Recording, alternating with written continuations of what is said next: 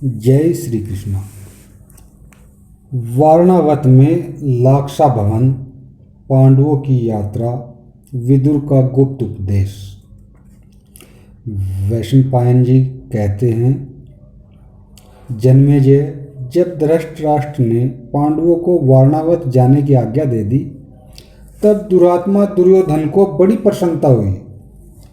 उसने अपने मंत्री पुरोचन को एकांत में बुलाया और उसका दाहिना हाथ पकड़कर कहा, भाई पुरोचन, इस पृथ्वी को भोगने का जैसा मेरा अधिकार है वैसा ही तुम्हारा भी है।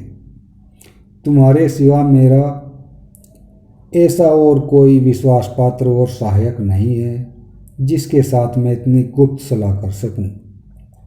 मैं तुम्हें यह काम सौंपता हूं कि मेरे शत्रुओं को जड़ से उखाड़ फेंको। होशियारी से काम करना, किसी को मालूम न हो। पिताजी के आज्ञानुसार पांडव कुछ दिन तक वारणावत रहेंगे। तुम पहले ही वहां चले जाओ। वहां नगर के किनारे पर सन सर्जरस यानी राल और लकड़ी आदि से ऐसा भवन बनवाओ जो आग से भड़क उठे। उसकी भीतों पर यानी दीवारों पर घी, तेल, चर्बी और लाख मिली हुई मिट्टी का लेप करा देना। पांडवों को परीक्षा करने पर भी इसका पता न चले। पांडव उसको चेक करे दीवारों को तो भी उन्हें पता न चले। उसी में कुंती, पांडव और उनके मित्रों को रखना। वहाँ दिव्य आसन, वाहन और सैया सज्जा देना। फिर वे विश्वासपूर्वक निश्चिंत होकर सो जाएं तो दरवाजे पर आग लगा देना। इस प्रकार जब वे अपने रहने के घर में ही जल जाएंगे तो हमारी निंदा भी न होगी। पुरोचन ने वैसा करने की प्रतिज्ञा की और एक खच्चर जुती हुई तेज गाड़ी से वहां को चल दिया। वहां जाकर उसने दुर्योधन के आज्ञानुसार महल तैयार कराया। समय आने पर पांडवों ने यात्रा के लिए शीघ्रगामी और श्रेष्ठ घोड़ों को रथ में जुड़वाया। उन लोगों ने बड़े दीन भाव से बड़े बूढ़ों के चरणों का स्पर्श किया, छोटों का आलिंगन किया और फिर यात्रा की।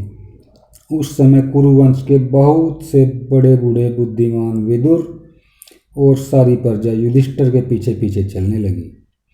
पांडवों को उदास देखकर निर्भय ब्राह्मणों ने आपस में कहा, राजा धृतराष्ट्र की बुद्धि मंद हो गई है।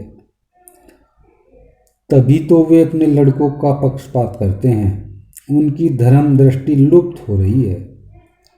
पांडवों ने तो किसी का कुछ बिगाड़ा नहीं, अपने पिता का ही राज्य उन्हें प्राप्त हो रहा है। फिर धृतराष्ट्र इसे भी क्यों नहीं सह सकते? पता नहीं धर्मात्मा भीष्म यह न्याय कैसे सह रहे हैं। हम लोग यह सब नहीं चाहते, सह भी नहीं सकते। हम सब अब हस्तिनापुर को छोड़कर वहीं चलेंगे जहां राजा युधिष्ठिर रहेंगे। पूर्ववासियों की बात सुनकर तथा उनका दुख जानकर युधिष्ठिर ने कहा, पूर्ववासियों, राजा धृतराष्ट्र हमारे पिता, परम मान्य और गुरु है। वे जो कुछ कहेंगे वह हम निसंक भाव से करेंगे। यह हमारी प्रतिज्ञा है। यदि आप लोग हमारे हितैषी और मित्र हैं तो हमारा अभिनंदन कीजिए और आशीर्वाद पूर्वक हमें दाहिने करके लौट जाइए। जब हमारे काम में कोई अड़चन पड़ेगी तब आप लोग हमारा प्रिय और हित कीजिएगा। युधिष्ठिर की धर्मसंगत बात सुनकर सभी पूर्ववासी आशीर्वाद देते हुए उनकी प्रदक्षिणा करके नगर में लौट गए। सबके लौट जाने पर अनेक भाषाओं के ज्ञाता विदुर जी ने युधिष्ठिर से सांकेतिक भाषा में कहा, नीतिज्ञ पुरुष को शत्रु का मनोभाव समझकर उससे अपनी रक्षा करनी चाहिए। एक ऐसा अस्त्र है जो लोहे का तो नहीं है परंतु शरीर को नष्ट कर सकता है। यदि शत्रु के इस दांव को कोई समझ ले तो वह मृत्यु से बच सकता है। आग घास फूस और सारे जंगल को जला डालती है, परंतु बिल में रहने वाले जीव उससे अपनी रक्षा कर लेते हैं। यही जीवित रहने का उपाय है। अंधे को रास्ता और दिशाओं का ज्ञान नहीं होता, बिना धैर्य के समझदारी नहीं आती। मेरी बात को भली भांति समझ लो।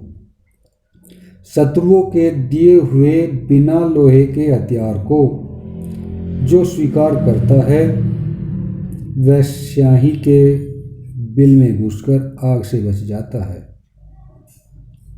घूमने फिरने से रास्ते का ज्ञान हो जाता है। नक्षत्रों से दिशा का पता लग जाता है। जिसकी पांचों इंद्रियां वश में हैं, शत्रु उसकी कुछ भी हानि नहीं कर सकता। विदुर का संकेत सुनकर युधिष्ठिर ने कहा, मैंने आपकी बात भली भांति समझ ली। विदुर हस्तिनापुर लौट आए। यह घटना फाल्गुन शुक्ल अष्टमी रोहिणी नक्षत्र की है। बोलो कृष्ण कन्हैया लाल की जय हो।